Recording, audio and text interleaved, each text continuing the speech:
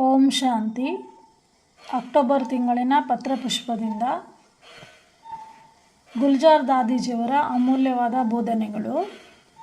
ದಾದೀಜಿಯವರು ಇಲ್ಲಿ ನಮ್ಗೆ ತಿಳಿಸ್ತಾ ಇದ್ದಾರೆ, ಯಾವಾಗ ನಮಗೆ ಬಾಬಾ ಸಿಕ್ಕಿಬಿಟ್ರೋ, ಯಾವಾಗ ಭಗವಂತನೇ ನಮ್ಮವರಾಗ್ಬಿಟ್ರೋ, ಆವಾಗ ನಮ್ಮ ಮುಖದಲ್ಲಿ ಸಂತೋಷ, ತೃಪ್ತಿ ಮತ್ತು ಸಂತೋಷವನ್ನು ನಾವು ಕಾಣೋಕ್ಕೆ ಸಾಧ್ಯ ಆಗುತ್ತೆ. ಯಾವಾಗ ಬಾಬಾ ಅವರು ನಮ್ಮವರಾಗ್ಬಿಟ್ರೋ, ಬಾಬಾ ಮಗು ನಾವು ಆಗಿಬಿಟ್ರೋ, ಬಾಬಾ ನಮ್ಮವರು, ನಾವು ಬಾಬಾನವರು ಯಾವಾಗ ಆಗಿಬಿಟ್ರೋ, ಅದರ ಗುರುತೇನಪ್ಪ ಅಂದರೆ ನಮ್ಮ ಮುಖದಲ್ಲಿ ಸದಾ ಸಂತೋಷ, ತೃಪ್ತಿ ಮತ್ತು ಆ ಖುಷಿಯ ನಶೆ ನಮ್ಮಲ್ಲಿರಬೇಕು ಅಂತ ದಾದೀಜಿಯವರಲ್ಲಿ ತಿಳಿಸ್ತಾ ಇದ್ದಾರೆ.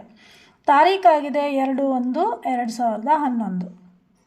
ಓಂ ಶಾಂತಿ ಎಂದು ಹೇಳಿದ ತಕ್ಷಣ ಏನು ನೆನಪಿಗೆ ಬರ್ತದೆ ಅಂತ ದಾದೀಜಿಯವರಲ್ಲಿ ಕೇಳ್ತಾ ಇದ್ದಾರೆ. ಓಂ ಶಾಂತಿ ಅಂತ ಹೇಳಿದ ತಕ್ಷಣ ಬಾಪ್ ದಾದಾ ಮತ್ತು ನಾವು ಯಾವಾಗ ಬಾಬ್ದಾದರನ್ನು ನಾವು ನೆನಪಿಸ್ಕೊಳ್ತೀವೋ ಆವಾಗ ಸ್ವಯಂವಾಗಿ ನಮ್ಮ ಮನಸ್ಸಿನಲ್ಲಿ ಖುಷಿಯ ಅಲೆಗಳ ಆ ಅನುಭವವನ್ನು ನಾವು ಮಾಡ್ತೇವೆ. ದಾದೀಜಿಯವರು ಹೇಳ್ತಾ ಇದ್ದಾರೆ, ಓಂ ಶಾಂತಿ ಅಂದ ತಕ್ಷಣ ನಮಗೆ ಬಾಬ್ದಾದರು ನೆನಪು ಬರುತ್ತೆ. ಯಾವಾಗ ನಾವು ಬಾಬಾರವರನ್ನು ನೆನಪಿಸ್ಕೊಳ್ತೀವೋ ನಮ್ಮ ಮನಸ್ಸಿನಲ್ಲಿ ಸ್ವಯಂವಾಗಿ ಆ ಖುಷಿಯ ಸಂತೋಷದ ಅಲೆಯನ್ನು ನಾವು ಅನುಭವಿಸೋಕ್ಕೆ ಸಾಧ್ಯ ಆಗುತ್ತೆ ಅಂತ ಇಲ್ಲಿ ದಾದೀಜಿಯವರು ತಿಳಿಸ್ತಾ ಇದ್ದಾರೆ.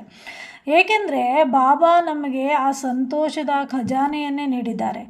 ಯಾವಾಗ ಬಾಬಾ ನಮಗೆ ಸಿಕ್ಬಿಟ್ರೋ, ಬಾಬಾರ ಮಗು ನಾವು ಆಗಿಬಿಟ್ರು, ಆವಾಗ ಆ ಸಂತೋಷದ ಖಜಾನೆಯೇ ಬಾಬಾ ನಮಗೆ ನೀಡಿದ್ದಾರೆ. ಮತ್ತು ಬಾಬಾ ಈಗ ನಮಗೆ ಅರ್ಧ ಕಲ್ಪದವರೆಗೂ ಆ ಸಂತೋಷದ ಕೊಡುಗೆಯನ್ನು ನಮಗೆ ನೀಡ್ತಾ ಇದ್ದಾರೆ. ಇದು ಒಂದು ಬಾಬಾರವರು ಕೊಟ್ಟಿರುವಂತಹ ಗ್ಯಾರಂಟಿ. ಆದ್ದರಿಂದ ನಮ್ಮ ಹೃದಯದಲ್ಲಿ ಯಾವಾಗಲೂ ಬಾಬಾರ ಬಗ್ಗೆ ಆಳವಾದ ಪ್ರೀತಿ ಇರಬೇಕು. ಆವಾಗಲೇ ಈ ಸಂತೋಷದಕ್ಕೆ ವಿಶೇಷವಾದಂತಹ ಒಂದು ಪ್ರಾಮುಖ್ಯತೆ ಇದೆ. ಖುಷಿ ಅನ್ನುವಂಥದ್ದು ಒಂದು ವಿಶೇಷ ಆದಂತಹ ಒಂದು ಕೊಡುಗೆ ಆಗಿದೆ. ಆ ಖುಷಿಯಕ್ಕೆ, ಆ ಸಂತೋಷಕ್ಕೆ ವಿಶೇಷ ಆದಂಥ ಪ್ರಾಮುಖ್ಯತೆ ಕೂಡ ಇದೆ ಅಂತ ದಾದೀಜಿಯವರಲ್ಲಿ ತಿಳಿಸ್ತಾ ಇದ್ದಾರೆ. ಯಾಕಪ್ಪ ಅಂದರೆ ನಾವು ಖುಷಿಯನ್ನು ಕಳೆದುಕೊಂಡ್ರೆ, ನಮ್ಮಿಂದ ಸಂತೋಷವನ್ನು ಕಳೆದು ಹೋದರೆ ಅದರ ಅರ್ಥ ಎಲ್ಲವೂ ನಾವು ಕಳೆದುಕೊಂಡಂತೆ. ಆದ್ದರಿಂದ ನಮ್ಮ ಆರೋಗ್ಯವೂ ಕೂಡ ಚೆನ್ನಾಗಿರುವುದಿಲ್ಲ. ಯಾವಾಗ ನಮ್ಮಲ್ಲಿ ನಾವು ಸಂತೋಷವನ್ನು ಕಳೆದುಕೊಳ್ತೀವಿ ಆವಾಗ ನಿಮ್ಮ ಆರೋಗ್ಯವೂ ಚೆನ್ನಾಗಿರುವುದಿಲ್ಲ. ಮತ್ತು ನೀವು ನಿಮ್ಮ ಸಿರಿ ಸಂಪತ್ತನ್ನು ಆನಂದಿಸಲು ಕೂಡ ಆಗುವುದಿಲ್ಲ. ಯಾವಾಗ ನೀವು ಸಂತೋಷವಾಗಿರದಿದ್ದರೆ ಔಷಧವೂ ಸಹ ಪರಿಣಾಮಕಾರಿಯಾಗಿರುವುದಿಲ್ಲ ಅಂತ ಇಲ್ಲಿ ದಾದೀಜಿಯವರು ತಿಳಿಸ್ತಾ ಇದ್ದಾರೆ. ಅದಕ್ಕಾಗಿಯೇ ಆ ಸಂತೋಷದಂತಹ ಖುಷಿಯಂತಹ ಖಜಾನೆ ಬೇರೆ ಯಾವುದೂ ಇಲ್ಲ ಅಂತ ದಾದೀಜಿಯವರು ಇಲ್ಲಿ ಹೇಳ್ತಾ ಇದ್ದಾರೆ. ನೀವು ಜ್ಞಾನವನ್ನು ಪಡೆದ ತಕ್ಷಣ ನೀವು ಆ ಸಂತೋಷಕ್ಕೆ ಹಕ್ಕುದಾರರಾಗ್ಬಿಟ್ರಿ.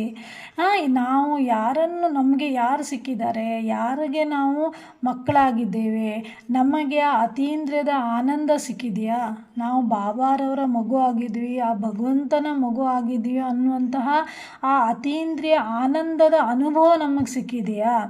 ಆ ಅನುಭವ ನಮಗೆ ಸಿಕ್ಕಿದರೆ ನಮ್ಮ ಮುಖವು ಖಂಡಿತವಾಗಿ ಅದರ ನಮ್ಮ ಮುಖದ ಮೇಲೆ ಆ ಸಂತೋಷ ಕಾಣುತ್ತೆ ಅಂತ ಹೇಳ್ತಾ ಇದ್ದಾರೆ. ಯಾವಾಗ ನಮ್ಮೊಳಗಿನ ಸಂತೋಷ ಇದೇನಾಗಿದೆ, ಆ ಭಗವಂತ ಕೊಟ್ಟಿರುವಂತಹ ಉಡುಗೊರೆಯಾಗಿದೆ. ಬಾಬಾ ಯಾರು, ಅವರ ಆ ವಿಶೇಷತೆಗಳನ್ನು ನಮ್ಮ ಮನಸ್ಸಿನೊಳಗೆ ತಂದರೆ, ಅಂದರೆ ಬಾಬಾ ಯಾರು, ಪರಮಾತ್ಮ ಯಾರು, ಅವರ ಆ ವಿಶೇಷತೆಗಳನ್ನು ನಮ್ಮೊಳಗೆ ನಾವು ತಂದುಕೊಂಡ್ರೆ ಆವಾಗ ಅದು ಖುಷಿಯಾಗಿರ್ತೀವಿ ಮತ್ತು ನಾವು ಸದಾ ಸಂತೋಷವಾಗಿರ್ತೀವಿ. ಹಾಗಾದರೆ ನಾವು ಈಗ ಸಾಮಾನ್ಯರಲ್ಲ. ಪ್ರಪಂಚದ ಜನರು ನಮ್ಮ ನಡವಳಿಕೆ ಮತ್ತು ಮುಖದಿಂದ ನಮಗೆ ಯಾರು ಸಿಕ್ಕಿದ್ದಾರೆ, ನಾವು ಅವರಿಂದ ಏನು ಪಡ್ಕೊಂಡಿದ್ದೀವಿ ಎಂಬುದನ್ನು ನಮ್ಮ ಮುಖದ ಮೂಲಕ ಅವರು ಅರ್ಥ ಮಾಡ್ಕೊಳ್ತಿದ್ದಾರಾ ಅಂತ ಇಲ್ಲಿ ದಾದೀಜಿಯವರು ನಮಗೆ ಕೇಳ್ತಾ ಇದ್ದಾರೆ. ಅಂದರೆ ಪರಮಾತ್ಮ ನಮಗೆ ಸಿಕ್ಕಿದ್ದಾರೆ ಅಂದಮೇಲೆ ನಮ್ಮ ಮುಖದಲ್ಲಿ, ನಮ್ಮ ನಡವಳಿಕೆಯಲ್ಲಿ ನಮಗೆ ಯಾರು ಸಿಕ್ಕಿದ್ದಾರೆ, ಯಾವ ಖಜಾನೆ ನಾವು ಪಡ್ಕೊಂಡಿದ್ದೀವೋ ಅನ್ನುವಂತಹ ಆ ಒಂದು ಝಲಕ್ ನಮ್ಮ ಮುಖದಲ್ಲಿ ಕಾಣ್ತಾ ಇದೆಯಾ ಅಂತ ಈ ದಾದೀಜಿಯವರು ನಮಗೆ ಕೇಳ್ತಾ ಇದ್ದಾರೆ. ಈಗ ನಮ್ಮ ಮುಖ ಮಾತನಾಡಬೇಕು, ನಮ್ಮ ನಡವಳಿಕೆ ಮಾತಾಡಬೇಕು. ಆ ಖುಷಿಯ ಝಲಕು ನಮಗೆ ಪರಮಾತ್ಮ ಕೊಟ್ಟಿರುವಂತಹ ಖಜಾನೆ ಏನಾಗಿದೆ, ಆ ಮುಖದ ಮೂಲಕ ಅದು ನಮ್ಮ ಬೇರೆಯವರಿಗೆ ಗೊತ್ತಾಗಬೇಕು, ನಮ್ಮ ನಡವಳಿಕೆ ಮೂಲಕ ಅದು ಇನ್ನೊಬ್ಬರಿಗೆ ಗೊತ್ತಾಗಬೇಕು. ಆದ್ದರಿಂದ ನಾವು ನಮ್ಮನ್ನು ಸದಾ ಗಮನದಲ್ಲಿಟ್ಕೊಳ್ಬೇಕು. ನಮ್ಮನ್ನು ನಾವು ಏನು ಮಾಡಬೇಕು, ಚೆಕ್ ಮಾಡಿ ಚೇಂಜ್ ಮಾಡ್ಕೊಳ್ತಾ ಇರಬೇಕು. ಬಾಬಾ ಕೊಟ್ಟಿರುವಂಥ ಆ ಜ್ಞಾನದ ಕನ್ನಡಿಯಲ್ಲಿ ಪ್ರತಿದಿನ ನಿಮ್ಮ ಮುಖವನ್ನು ನೋಡ್ಕೊಳ್ತಾ ಇರಿ. ನಮ್ಮ ಮುಖವನ್ನು ನೋಡಿದ ನಂತರ ನಾವು ಏನಾದರೂ ಪಡೆದುಕೊಂಡಿದ್ದೀವಾ ಅಥವಾ ಏನನ್ನಾದರೂ ಸಾಧಿಸಿದ್ದೀವಾ ಎಂದು ನಿಜವಾಗಿಯೂ ನಿಮಗೆ ಭಾಸ ಆಗುತ್ತಾ, ನಿಮಗೆ ಅರಿವಿಗೆ ಬರುತ್ತಾ ಅಂತ ಕೇಳ್ತಾ ಇದ್ದಾರೆ. ಏನಾದ್ರು ಇದರಲ್ಲಿ ವ್ಯತ್ಯಾಸ ನಿಮಗೆ ಗೊತ್ತಾಗುತ್ತಾ? ಯಾವಾಗ ನಾವು ಬಾಬಾರನ್ನು ಪಡೆದುಕೊಂಡು ಬಾಬಾದ ಜ್ಞಾನ ಕನ್ನಡಿಯಲ್ಲಿ ನಾವು ಪ್ರತಿದಿನ ನಮ್ಮನ್ನು ನೋಡಿಕೊಂಡಾಗ ನಮ್ಮ ಮುಖದಲ್ಲಿ ಆ ಸಂತೋಷ, ಆ ಖುಷಿಯ ಆ ಝಲಕ್, ಆ ವ್ಯತ್ಯಾಸ ನಿಮ್ಗೆ ಗೊತ್ತಾಗುತ್ತಾ ಅಂತ ಕೇಳ್ತಾ ಇದ್ದಾರೆ ದಾದೀಜಿಯವರು. ಯಾಕೆ ಅಂದರೆ ಯಾವಾಗಲೂ ನಮ್ಮ ಮುಖದ ಮೇಲೆ ಆ ಆಧ್ಯಾತ್ಮಿಕತೆಯ ಆ ಹೊಳಪು ಇರಬೇಕು. ಬಾಬಾ ನನ್ನವರಾಗಿದ್ದಾರೆ, ಪರಮಾತ್ಮ ನನಗೆ ಸಿಕ್ಕಿದ್ದಾರೆ, ಈಗ ಪರಮಾತ್ಮ ನನ್ನವರು, ಇನ್ನು ನನಗೇನು ಬೇಕು, ನನಗೆ ಬೇರೆ ಯಾವುದರ ಅಗತ್ಯವಿಲ್ಲ. ಆದ್ದರಿಂದ ಬಾಬಾ ಹೇಳುವಂತೆ ನೀವು ಒಳಗೆ ಅನುಭವಿಸುವ ಖುಷಿ ನಿಮ್ಮ ಮುಖದಲ್ಲಿ ಕಾಣಬೇಕು ಅಂತ ಹೇಳ್ತಾ ಇದ್ದಾರೆ. ಬಾಬಾ ಸದಾ ಹೇಳ್ತಾರೆ, ನೀವು ಏನು ಅನುಭವ ಮಾಡ್ತಿರೋ ಆ ಸಂತೋಷ, ಆ ಸುಖದ ಕ್ಷಣಗಳನ್ನು, ಆ ಆಂತರಿಕ ಸುಖದ ಕ್ಷಣವನ್ನು ಏನು ಅನುಭವ ಮಾಡ್ತೀವೋ ಅದು ನಿಮ್ಮ ಮುಖದಲ್ಲಿ ಕಾಣಬೇಕು ಅಂತ ಹೇಳ್ತಾ ಇದ್ದಾರೆ. ಅದು ನಿಮ್ಮ ನಡವಳಿಕೆಯಲ್ಲಿ ಬರಬೇಕು ಅಂತ ಹೇಳ್ತಾ ಇದ್ದಾರೆ. ಮಕ್ಕಳ ಮುಖಗಳು ಗುಲಾಬಿಗಳಂತೆ ಸದಾ ಅರಳಿರ್ಬೇಕಂತ ಬಾಬಾ ಹೇಳ್ತಾರೆ. ಯಾಕೆಂದರೆ ಬಾಬಾರವರು ನಮ್ಗೆ ಸಿಕ್ಕಿದ್ದಾರೆ. ಬಾಬಾರವರ ಜ್ಞಾನ ಸಿಕ್ಕಿದೆ, ಅದು ಪ್ರಪಂಚದ ಬೇರೆ ಯಾರಿಗೂ ಇಲ್ಲ.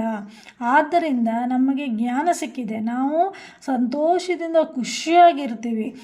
ಅದೇ ನಾವು ಜ್ಞಾನಕ್ಕೆ ನೀಡುವಂತಹ ಪ್ರತಿಕ್ರಿಯೆ ಆಗಿದೆ ಅಂತ ಹೇಳ್ತಾ ಇದ್ದಾರೆ. ಅದು ಇಲ್ಲದಿದ್ದರೆ ಇನ್ನೇನಿದೆ? ಅದೇ ನಮಗೆ ಇಲ್ಲ ಅಂತಂದರೆ ಆ ಜ್ಞಾನದ ಪ್ರತಿಕ್ರಿಯೆ, ಆ ಜ್ಞಾನ ನಮ್ಮಲ್ಲಿ ಸಿಕ್ಕಿದ ಅಂತಹ ಆ ಝಲಕ್ಕು, ಆ ಹೊಳಪು ನಮ್ಮ ಮುಖದಲ್ಲಿಲ್ಲ ಅಂದರೆ ಇನ್ನೇನು ಇರುತ್ತೆ? ಹಾಗಾದರೆ ನೀವು ಬೆಳಗ್ಗೆಯಿಂದ ನನ್ನ ಮುಖದ ಮೇಲೆ ಯಾವ ಹೊಳಪು ನಾವು ನೋಡ್ಕೊಳ್ಬೇಕು, ಯಾವ ಹೊಳಪು ನನ್ನಲ್ಲಿ ಶಾಶ್ವತವಾಗಿ ಇರಬೇಕು ಇಡೀ ದಿನದಲ್ಲಂತ ಚೆಕ್ ಮಾಡ್ಕೊಳ್ಳಿ ಅಂತ ಇಲ್ಲಿ ತಿಳಿಸ್ತಾ ಇದ್ದಾರೆ. ನಮ್ಮ ಬಾಬಾ ಯಾವಾಗಲೂ ಲೈಟ್ ಆಗಿದ್ದಾರೆ. ಆದ್ದರಿಂದ ಬಾಬಾರವರನ್ನು ನಮ್ಮೊಂದಿಗೆ ಸದಾ ಇಟ್ಟುಕೊಂಡ್ರೆ ಮಾಯೆ ಎಂದಿಗೂ ನಮ್ಮ ಮೇಲೆ ದಾಳಿ ಮಾಡುವುದಿಲ್ಲ ಅಂತ ಹೇಳ್ತಿದ್ದಾರೆ ದಾದಿಜಿಯವರು. ಬಾಬಾರವರು ಲೈಟ್ ಆಗಿದ್ದಾರೆ, ಮೈಟ್ ಆಗಿದ್ದಾರೆ ಅಂತ ಬಾಬಾರವ್ರನ್ನ, ಅಂತ ಭಗವಂತನನ್ನು, ಅಂತ ಪರಮಾತ್ಮನನ್ನು ಸದಾ ನಮ್ಮ ಜೊತೆಗೆ ಇಟ್ಕೊಂಡ್ರೆ ಮಾಯೆ ಎಂದಿಗೂ ನಮ್ಮ ಮೇಲೆ ದಾಳಿ ಮಾಡಲು ಸಾಧ್ಯ ಇಲ್ಲ ಅಂತ ಹೇಳ್ತಾ ಇದ್ದಾರೆ. ಮಾಯೆ ಅಂತೂ ಎಲ್ಲರ ಬಳಿಗೂ ಬಂದೇ ಬರುತ್ತದೆ. ಆದರೆ ನಾವು ಬಾಬಾರೊಂದಿಗಿದ್ದರೆ ಮಾಯೆ ನಮ್ಮ ಮುಂದೆ ನಿಲ್ಲಲು ಸಾಧ್ಯವಿಲ್ಲ ಅಂತಾರೆ. ನೋಡಿ, ದಾದಿಜರು ಹೇಳ್ತಾರೆ, ಮಾಯೆ ಅಂತೂ ಎಲ್ಲರ ಬಳಿಯೂ ಬರುತ್ತೆ. ಆದರೆ ಬಾಬಾ ಇದ್ದರೆ ಬಾಬಾ ಸದಾ ನಮ್ಮ ಜೊತೆಗಾರರಾಗಿದ್ದರೆ, ಬಾಬಾರನ್ನು ಸದಾ ನಮ್ಮ ಜೊತೆಗಾರನಾಗಿ ಮಾಡಿಕೊಂಡ್ರೆ ಮಾಯೆ ನಮ್ಮ ಮುಂದೆ ನಿಲ್ಲಲು ಸಾಧ್ಯವಿಲ್ಲ ಅಂತ ದಾದಿಜರಲ್ಲಿ ತಿಳಿಸ್ತಾ ಇದ್ದಾರೆ. ಮಾಯೆ ಆವಾಗ ಸ್ವತಃ ಶರಣಾಗತ್ತೆ. ಆದ್ದರಿಂದ ಎಂದಿಗೂ ನೀವು ಒಂಟಿಯಾಗಿರಬೇಡಿ, ಬಾಬಾ ನಮ್ಮೊಂದಿಗಿದ್ದಾರೆ ಅಂತ ನಾವು ಸದಾ ನಮ್ಮ ಜೊತೆಗೆ ಬಾಬಾರವರನ್ನು ನಮ್ಮೊಂದಿಗೆ ಇಟ್ಕೊಂಡಾಗ ಮಾಯೆ ನಮ್ಮನಿಗೆ ದಾಳಿ ಮಾಡಲು ಸಾಧ್ಯ ಇಲ್ಲ. ಆದ್ದರಿಂದ ಬಾಬಾರವರನ್ನು ನಮ್ಮೊಂದಿಗೆ ಇಟ್ಟುಕೊಳ್ಳೋದು ಒಳ್ಳೆಯದಲ್ವೇ? ದಾದಿಜಿ ನಮ್ಗೆ ಕೇಳ್ತಾ ಇದ್ದಾರೆ, ನೀವು ಸದಾ ಬಾಬಾರವರನ್ನು ನಮ್ಮೊಂದಿಗೆ ಇಟ್ಟುಕೊಳ್ಳೋದು ಒಳ್ಳೆಯದಲ್ವಾ ಅಂತ ಕೇಳ್ತಾ ಇದ್ದಾರೆ. ಆದ್ದರಿಂದ ಎಂದಿಗೂ ನೀವು ಒಂಟಿಯಾಗಿರಬೇಡಿ, ಒಬ್ಬರ ಬದಲು ಇಬ್ಬರು ಇದ್ದರೆ ನಮ್ಮ ಹೃದಯ ವಿಶಾಲವಾಗಿರುತ್ತೆ. ಮತ್ತು ಬಾಬಾ ನಮ್ಮೊಂದಿಗಿರುವಾಗ ಹೃದಯ ತುಂಬ ವಿಶಾಲವಾಗಿರುತ್ತೆ, ದೊಡ್ಡದಾಗಿರುತ್ತೆ. ಬಾಬಾರವರನ್ನು ನೀವು ಯಾವಾಗಲೂ ನಿಮ್ಮಿಂದ ಬೇರ್ಪಡಿಸ್ಕೊಳ್ಬೇಡಿ, ಅವರನ್ನು ಸದಾ ನಿಮ್ಮ ಹೃದಯದಲ್ಲಿ ಇಟ್ಕೊಳ್ಳಿ. ಬಾಬಾ ನಮ್ಮೊಂದಿಗಿದ್ದಾರೆ, ಆ ಭಗವಂತ ನಮ್ಮ ಜೊತೆಗಾರರಾಗಿದ್ದಾರೆ ಅಂದಾಗ ಅವರ ಎಲ್ಲ ಶಕ್ತಿಗಳು ನಮ್ಮೊಂದಿಗಿರುವುದರಿಂದ ನಾವು ಯಾವುದೇ ಚಿಂತೆ ಇಲ್ಲದೆ ಮುಂದುವರಿಯೋಕ್ಕೆ ಸಾಧ್ಯ ಆಗುತ್ತೆ. ಯಾರಾದರೂ ನಮಗೆ ಏನು ಮಾಡಬಹುದು ಎಂದು ನಾವು ಮನಸ್ಸಿನಲ್ಲಿಟ್ಟುಕೊಂಡ್ರೆ ಅದು ಏನಾಗುತ್ತೆ, ಬಾಬಾರವರು ಸದಾ ನಮ್ಮ ಜೊತೆಗಿರ್ತಾರೆ. ಬಾಬಾರವರನ್ನು ನಾವು ಸದಾ ಜೊತೆಗಾರ ಇಟ್ಕೊಂಡಾಗ ನಾವು ಚಿಂತೆ ಇಲ್ಲದೆ ಮುಂದುವರಿಬೋದು. ಏನೇ ವಿಘ್ನ ಬಂದರೂ, ಯಾರು ಏನು ಮಾಡಿದ್ರೂ ಕೂಡ ಯಾವುದೇ ಮನಸ್ಸಿನಲ್ಲಿಲ್ಲದೆ ಅದು ನಿರ್ವಿಘ್ನವಾಗಿ ನಾವು ಮಾಡೋಕ್ಕೆ ಸಾಧ್ಯ ಅಂತ ಇಲ್ಲಿ ತಿಳಿಸ್ಕೊಡ್ತಾ ಇದ್ದಾರೆ. ಓಂ ಶಾಂತಿ.